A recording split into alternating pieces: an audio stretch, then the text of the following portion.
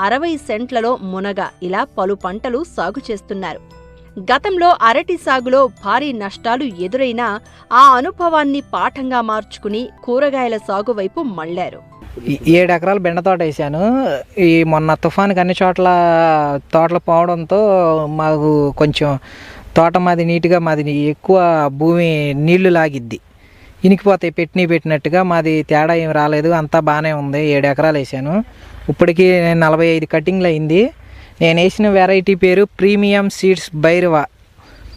ఎంత ఎండేసినా 40 డిగ్రీలు ఎండేసినా సరే ఒక తెల్లాకు కానీ ముడత కానీ ఎటువంటి వైరస్లు ఉండవు ఈ వెరైటీకి. చాలా బాగుంది.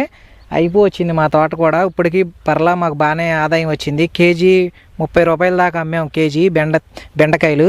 రోజు కుంట కోస్తే రోజుకి 5 బస్తాలు అవుతాయి ఎకరంలో. మళ్ళీ రేపు ఒక కుంట, రోజు 3 ఎకరాలన్నర.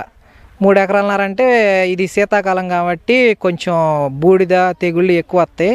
మేము మందులు బాగానే కొట్టాము, అయినా మంచికి బాగా రోజు తడవడం వల్ల కొంచెం ఆకు రాలిపోవడం, వైరస్ లాంటివి ఎక్కువ వస్తాయి శీతాకాలం. ఎండాకాలం వానాకాలం బాగుంటుంది దిగుబడి. ఇప్పుడు 25 బస్తాల నుంచి 30 బస్తాలు అవుతున్నాయి మాకు డైలీ. మొత్తం డ్రిప్ మీద వ్యవసాయం చేస్తున్నా. 7 ఎకరాల బెండ తోట అది. మళ్ళీ ఇప్పుడు ఒక ఎకరన్నర పెట్టాను. మళ్ళీ ఒక 6 ఎకరాలు ఈ జనవరి నెలాఖరికి నాటుతాను. మళ్ళీ 2 ఎకరాలు